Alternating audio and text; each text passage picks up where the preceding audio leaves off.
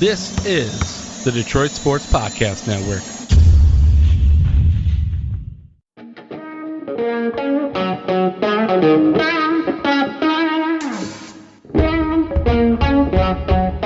The biggest icon in podcasting.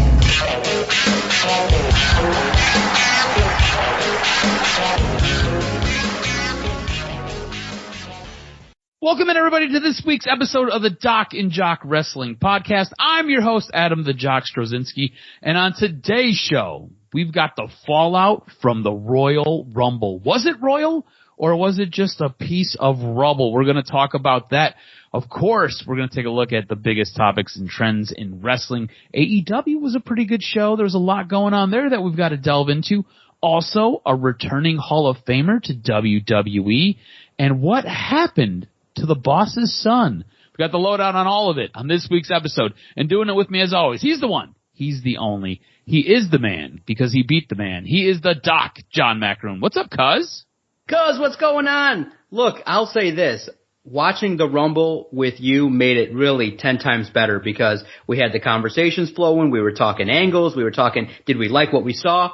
And man, I was telling Andrea, you and the missus put together a hell of a spread. I felt like I ate like a king. And I think the excitement that you had with me bringing the gimmicks and the belts was fun.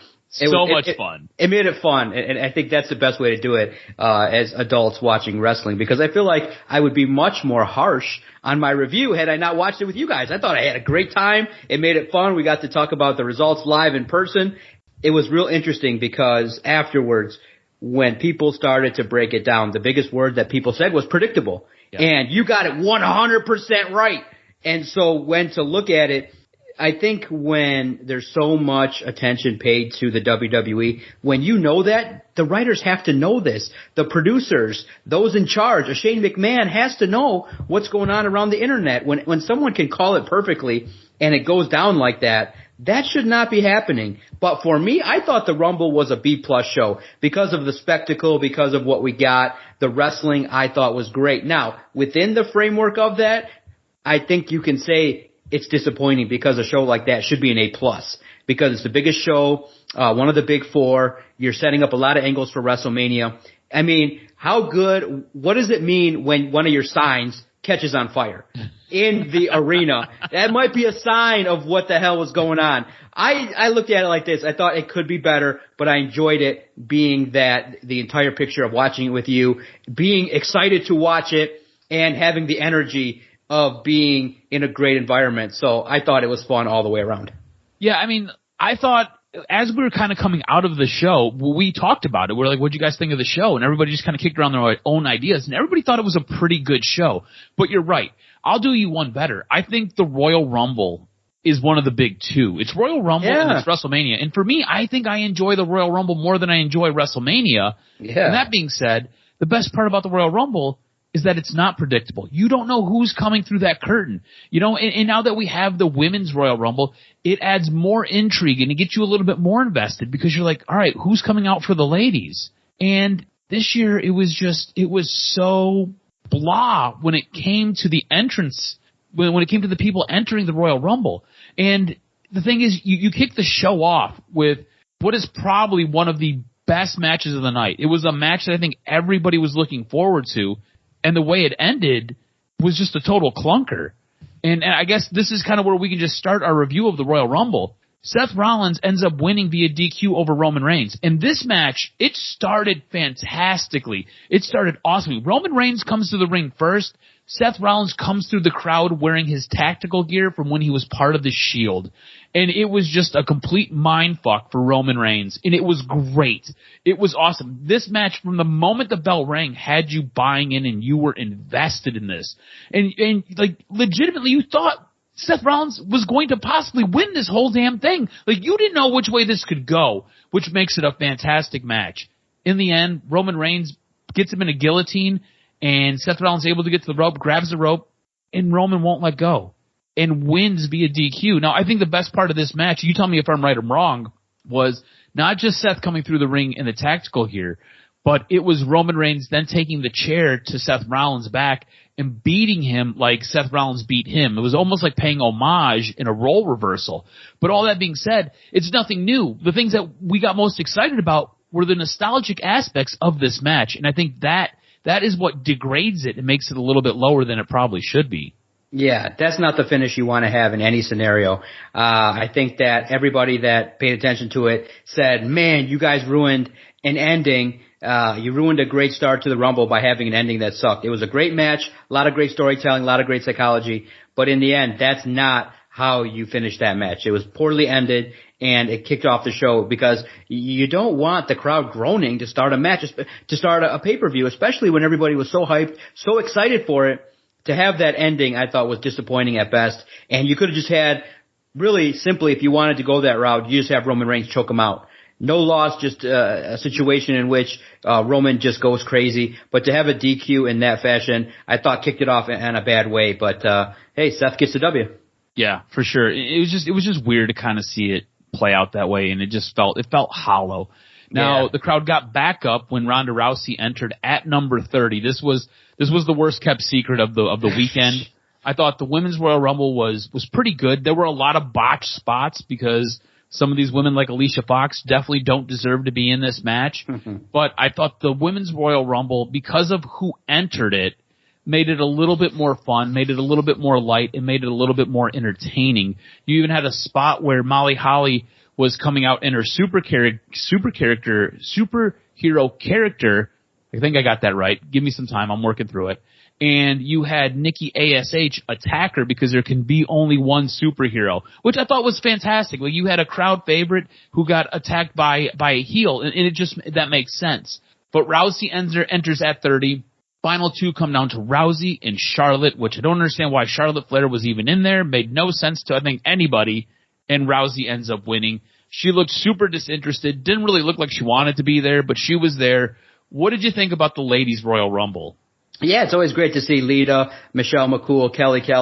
It was nice to experience a little bit of nostalgia, but it just stunk because you just kind of wish that there was a little bit more of a surprise nature of somebody in there. But by and large, it was a Royal Rumble that we all saw taking place, and I think that you got a chance to see the EST do her thing. You got a chance to see some of the superstars that everybody likes and things like that. I mean, the one thing that I think people complained about was Naomi and her old partner not really interacting. You could have had a lot more done with that for some nostalgia's sake, but you know, when you look at it by and large, the right person won it, and you have an opportunity now to set up the women's side for WrestleMania. Who is who is Ronda Rousey going to select? Is it Becky Lynch, Big Time Bex, or is it Charlotte? I think we have an idea of where that's going to go, but hey, I give it a B- overall for the Royal Rumble on the women's side.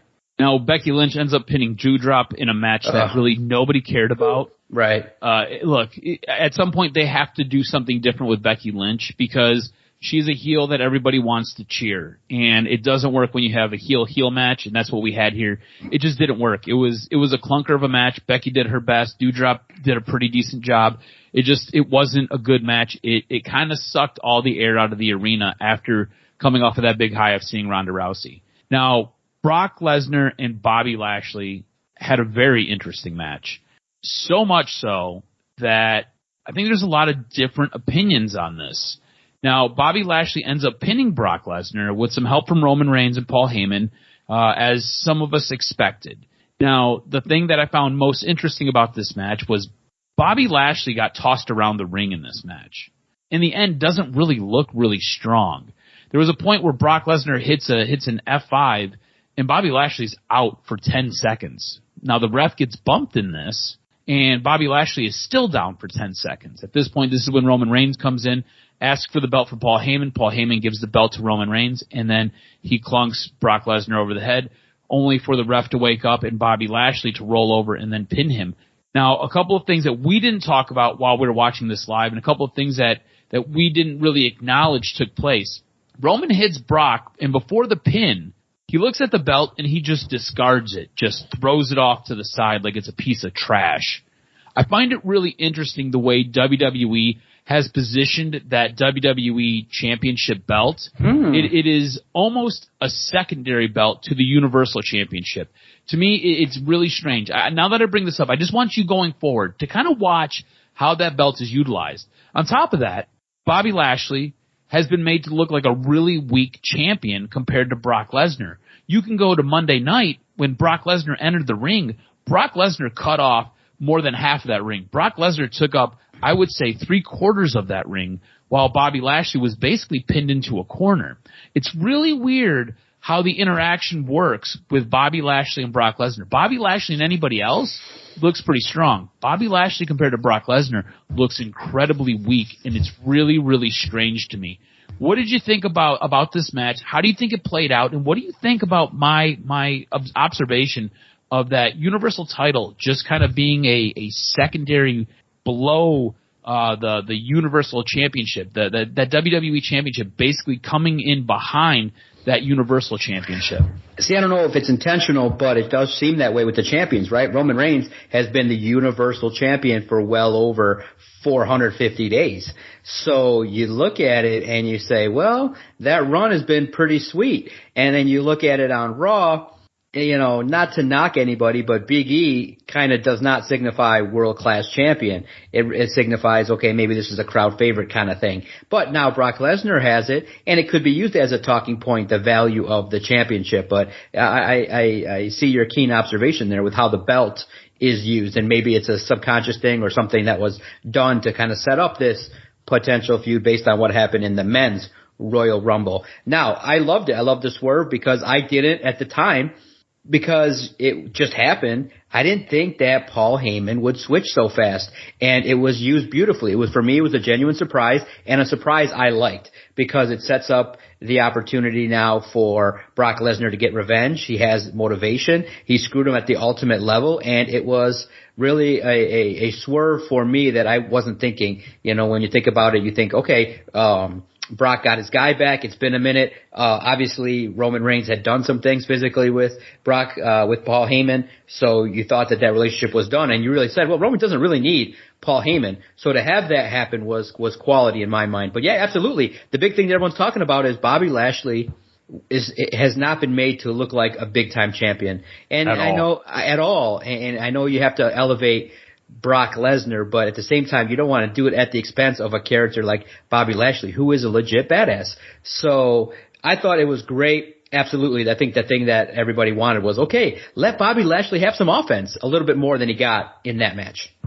Yeah, it was weird watching him take those German suplexes as well. They look sloppy, and I don't know if that's more on Brock, more on Bobby, but it's really weird to watch the character arc of Bobby Lashley because I feel like he has been undervalued as a champion, and the place that he's been put in, there's nobody who's going to get over in the place like that. It's really weird to see the deck stacked against him.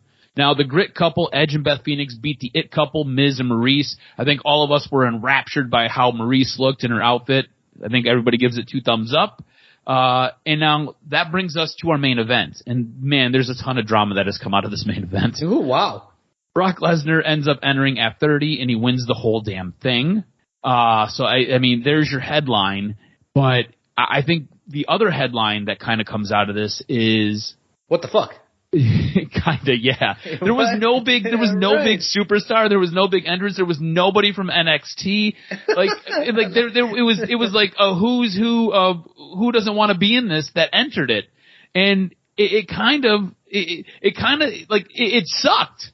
It took the luster off of it. Now for me, in my experience, when AJ Styles comes out number 1, I'm very happy. And then we were all pumped. We were excited. It's good because maybe he has a big, deep run. He ends up staying till around 15. Number 2 is Shinsuke. That's a nice WrestleMania reset.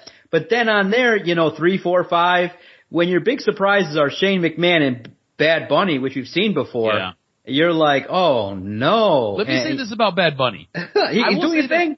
Bad Bunny, with his limited experience, he has been impressive every time he has stepped in the ring. Yeah, but you've done that before. It's not for sure. Bad Bunny. I'm not marking out for Bad Bunny. Like, no. It's like when you know he's on a world tour. You know, it's just it's like they tap that well just one time too many, and you never want to do that. Leave him wanting more. He should have walked away with what he did, but dude, he still was able to pull off obviously the spots that he wanted.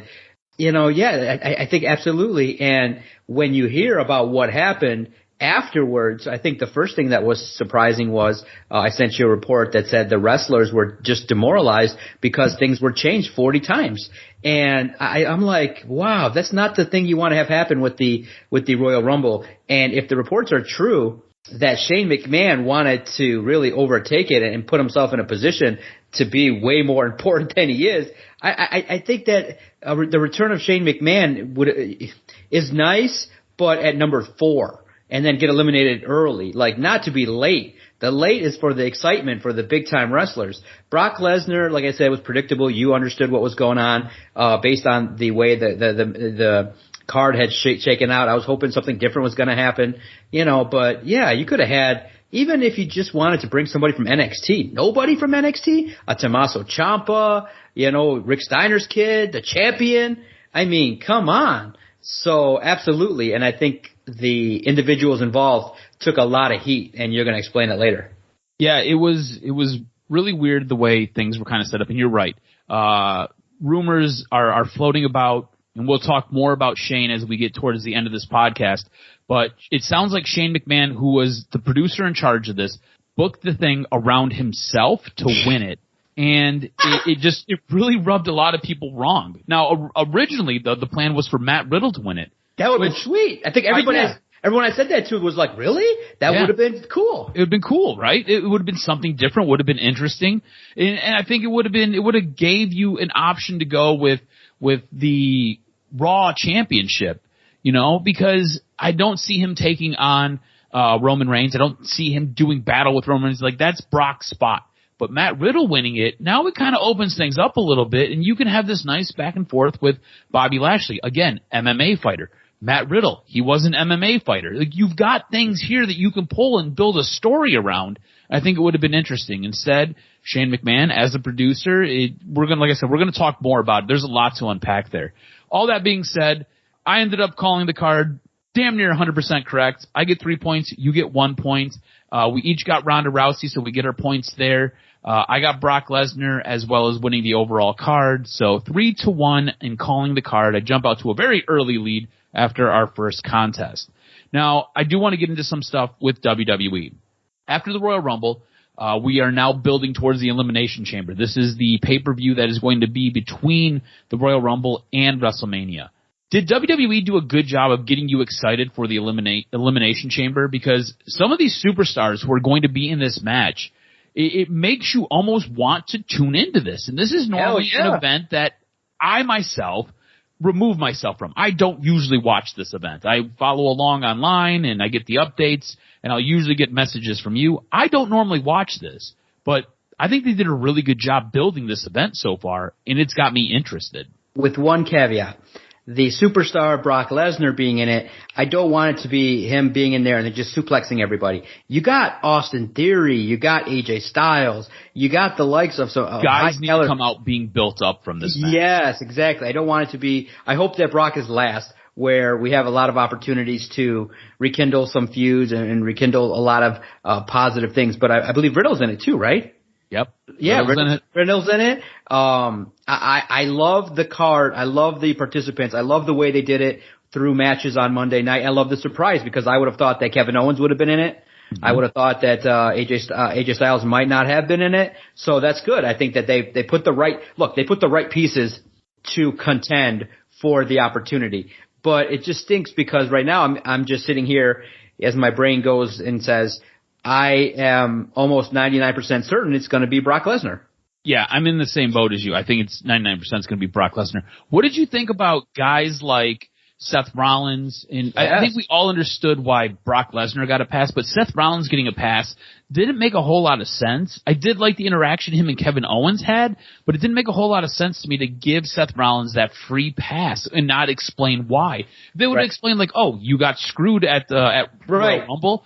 That would have made sense. But not explaining it, not touching on it, didn't make any sense for me. It might be something that does get explained at later times. You know, these long, drawn-out situations sometimes do get overlooked, the details, but maybe that's something that a wrestler will bring up at a certain point in time. So we'll see how it plays out. But yeah, he got a free pass. But look, hey, Seth Rollins, oh my God, Seth Rollins, AJ Styles, Riddle, Austin Theory. Are you kidding me right now? It's going to have an opportunity for an amazing match at Elimination Chambers. It's can't miss. For sure. Now, Ronda Rousey did make an appearance on Monday Night Raw. She's making an appearance on SmackDown as well. With what's gone on the last couple days, with Royal Rumble included, does she seem like she wants to be back in WWE? Like, her facial expression says to me that I'm here, I'm being forced. And well, it's weird because I think she's trying to convey being a heel. Yes. And I think the crowd wants to embrace her, but she's trying to be a heel. This is very similar, in my estimation, to what's going on with Becky Lynch. Becky Lynch is a heel, but the crowd wants to embrace her.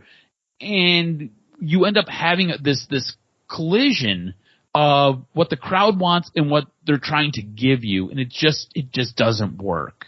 And her promos are just shitty. Oh, they're bottom line. So give her a valet. Can Paul Heyman work with her, please? Yes, give her a valet. Give her somebody to be a talking piece. Let her do her thing. I can't bear it. It's forced. It's the number one thing that everybody's looking at is like, this lady is trying to act like a wrestler, and you need somebody that's just a little bit more polished with the promos. It's painful. You know, it's painful. And on a big stage too, where she's the it girl, it's tough to sell right now. You're going to want to stick around until we get to the news and notes segment, because there might be a possible valet that we talk about in the news and notes segment. Let's jump into AEW real quick. Now, I thought Dynamite was a fantastic show. I thought it was yeah, it was incredible. From your opening match to what you got at the very, very end. Because I want to say this first. Yeah. At this point in time, in 2022, I am still very surprised that each person in the public spotlight, it costs literally at most $200 for somebody to go into your social media and scrub it. $200 max. And if you can find it, if you have a friend that's geeky, you can go in and just type your own name. You can do it yourself and go, oh shit. You know, maybe that partly was the reason why Kendrick had a falling out in WWE. By and large, I didn't realize that he was even gone. That's how far he's fallen off the map, and that he got buried at 205 Live. I didn't even know he was gone. And then it didn't even... He was working as a producer backstage. They removed him. I didn't know. I didn't even know. Like I said, I didn't miss him because I didn't care about him. That's the whole point, is that he got hot for a minute. A whole 35 seconds he got hot, and then he becomes a producer. I thought he was just toiling away at 205 Live. I don't watch it. So... all of a sudden, I'm like, wait a minute. I'm like, I know this name. I'm like, wait a minute. John Moxley versus Brian Kendrick. I'm like, this feels like it's important, but who is this guy, Brian Kendrick? I'm like, oh my God, this is the guy that was, you know, one of the, longtime trainers of a lot of important people. And then you realize, wait a minute, the match didn't happen. Kenny in our text message group was like, yeah, he did some, 9/11 truthing. And I'm like, no. So I found it easily. I just typed in Brian Kendrick video, and there it is. If you're a superstar in the public light and you're about to make a transition from one company to another, how do you let that happen? I mean, the problem is it's hard to erase, but you gotta admit that. You gotta, you know, at least have that out in the open first, maybe in the time between WWE, and say, look, I made comments 10 years ago. You don't want to get outed. That's the worst thing you could do. And it cost him. I think you don't see him on TV for another 6 months minimum. Yeah, it's going to be really weird to see how this happens. And what John's alluding to is John Moxley was supposed to take on Brian Kendrick, and then there was this discovery of some videos he made. I think it was roughly 10, maybe 20 years ago, and it got so bad that it was talking about the Holocaust and 9/11, just really unsavory. Ooh, and terrible. He ended up coming out making an apology, but really quickly, Tony Khan took to social media to say, look, we've removed him. We've got to do more of an investigation. This was brought to our attention super late. So they made a hard pivot. And I think what always happens, and what I shouldn't say what always happens, but what happens is you make a hard pivot and you hope that what you kind of throw together works. And I think what we got on Wednesday night absolutely worked. I thought Wheeler Yuta came out of this match with Jon Moxley looking like an absolute building block, looking like an absolute stud. I thought he wrestled so well. There was a point in this match where I looked over at Alyssa and I said, Wheeler Yuta looks great in this match. And I don't use that word looks great in a match very often because I think you and I both have different views on what we like in a wrestling match. And I think we tend to have higher expectations for a lot of these guys. And that's kind of why we come on this show and we bitch so much, is because we have these elevated expectations. Wheeler Yuta looked like an absolute stud in this match. Now, whether that's his own doing or whether it's Jon Moxley's doing, any way you want to cut it, I thought this was a fantastic match to kick off the show. I thought Wheeler Yuta looked exceptional. What did you think about the pivot to go away from Brian Kendrick and put Wheeler Yuta in here, and how did you think Wheeler Yuta looked in this match? Absolutely. That's what Moxley's supposed to do, is to make the person across from him look well in a match where you know Moxley's getting over. Wheeler Yuta looked amazing. I thought, okay, welcome to the scene. And especially compared to the first matchup he had with Moxley, where it was basically a nothing, a no contest. So I thought the opening took your mind away from what the mess was that led up to it. But then the thing that really got juicy was Bryan Danielson and Jon Moxley possibly joining a faction to work with the youth and really push the AEW brand forward. I think it obviously lends to let's work together, but we're going to have personality clashes and then end in a nice healthy feud that will mean something in AEW. So I am ecstatic, and the first opening half hour of AEW was pretty sweet. Yeah, I thought the entire show was absolutely great. Yeah. And to kick it off this way with an exceptional match with a veteran and a young wrestler, and really get the young wrestler over, to then have a crowd favorite come in as Bryan Danielson and say, hey, look, this is what I want to do, and I want to do it with you. And you're right. It looks like these guys are on two opposite wavelengths, right? Like, Jon Moxley is this gruff, gray face, and Bryan Danielson is a heel all day. And you're just not quite sure what his intentions with Jon Moxley are. But I thought it was a fantastic way to really kick off this show, and I thought it was really, really good. Now, everything that is really, really good sometimes has some bad, or just leaves you kind of scratching your head saying, what the hell's going on with this guy? To me, we've talked about this a couple times. Hangman Page feels like a completely rudderless ship. It feels like AEW invested all this time in building him up to give us this match against Kenny Omega, and they really haven't done anything with him. To me, it almost feels like he's a fragile toy where you don't want to break it out because you're afraid you're going to break it in half. He's like a rudderless ship on AEW, and I don't know what they're doing with Hangman Page. Like, I hope something happens here soon, but does he not feel like he is just walking aimlessly? Like, you've got no idea what's going on with him. Right. Half the time I forget he's the champion. Right. How do you forget about the champ? I think it lends to, based on what we're talking about here, a situation where you go, Moxley, Danielson, MJF, and CM Punk in Chicago, and then you got the champion. That he can't be an afterthought. Yeah. He's got to be in an active feud, and it just felt bad when he came out for his promo. You're like, what are we doing here? But, and then you realize, wow, you can't, you're allowed to have a champion have a match without it being for the title. Just get out there and mix it up with somebody, a young opportunity. But to give, Punk and MJF damn near 40, 45 minutes, I thought, well, you don't think you could have told that story in 28 minutes and give 15 to the champion? Come on, he should be in there. He should be doing a lot more, or he gets a couple segments where he's, at least steal from WWE where like 6 people come out and say, I want a chance, and then you set up a match, or some kind of setup. But right now, maybe it's just something where they do have to figure out what to do with them. And it's just an honest look at, the situation where you got to find somebody that's worthy, that, okay, who can take a loss, not lose too much steam, and who's worthy of stepping in the ring with Hangman Page so that you can make some money with a nice style. But hey, we'll see. But really, in Chicago, it had the feel of everything was just leading up to CM Punk and MJF. I was truly shocked. MJF, with the assistance of Wardlow, even though it was kind of begrudgingly, MJF, Maxwell Jacob Friedman, got over. And I'm just wondering, from your perspective, was that the right thing to do to have Punk lose this match?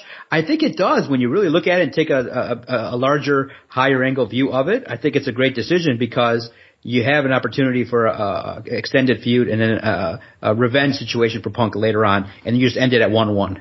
Yeah, I think this was a great job of storytelling. And what I love about it is you have to remember the story that we're telling with CM Punk. This has everything to do with MJF, but it has nothing to do with MJF. It's all about CM Punk. The thing with CM Punk is supposed to have lost his edge. CM Punk is supposed to have not be the same guy he was 7 years ago when he left.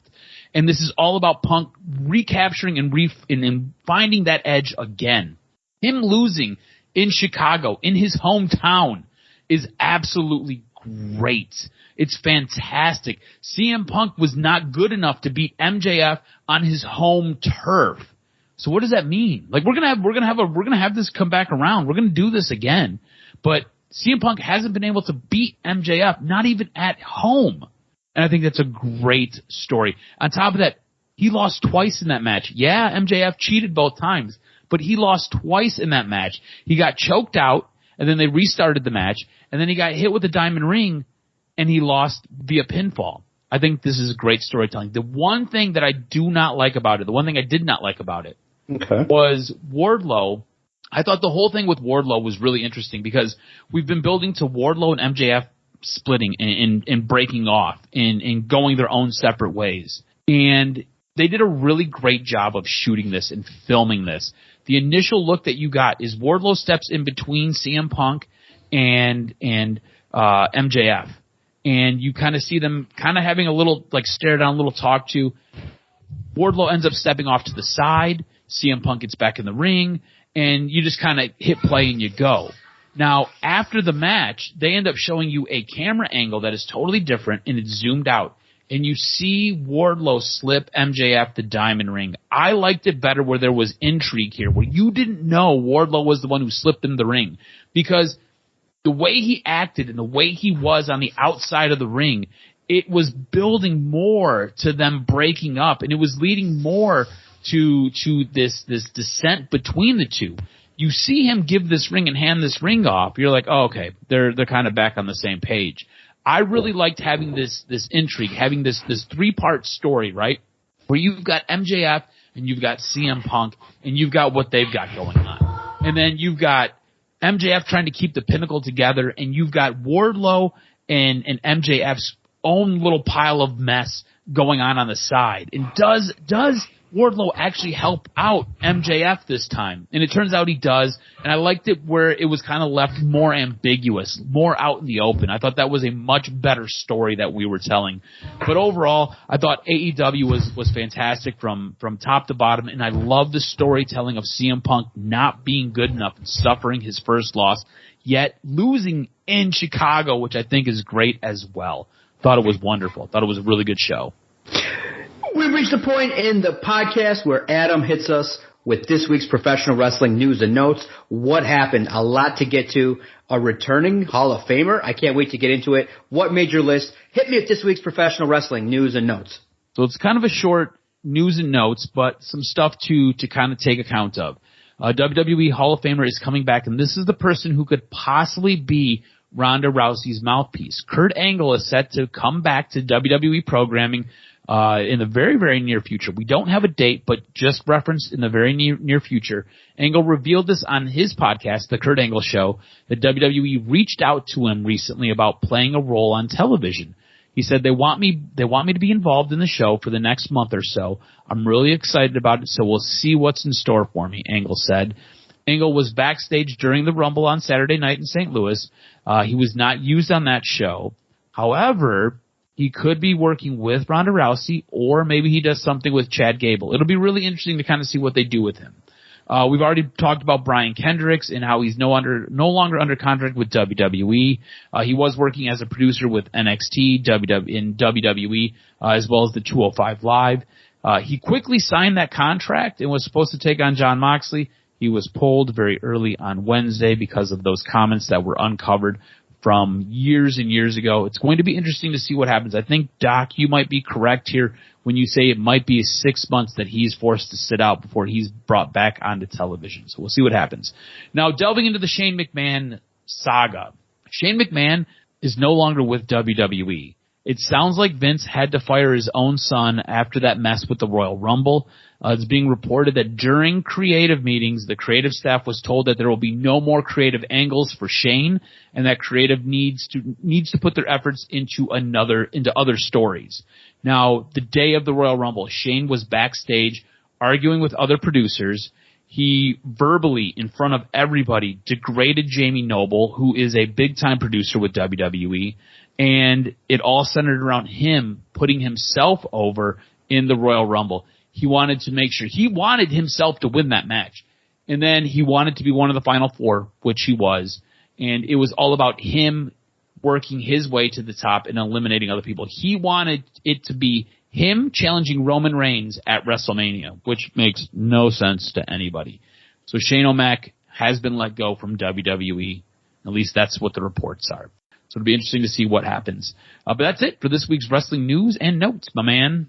Make sure you follow Adam on Twitter at AdamRSTROZ. Follow the podcast at Detroit Podcast. If you've agreed or disagreed with any of our takes, hit us up. Let us know. And pay attention to Twitter, as Adam and myself and Kenny may do a couple here and there watch-alongs with AEW when we all can sit and watch it and talk shit like we did when Adam hosted the Royal Rumble. I think it'll be a good time. I like Twitter Spaces. It's pretty fun. You can just shit. You can sit back and talk shit and invite people to have conversations. Now, pay attention.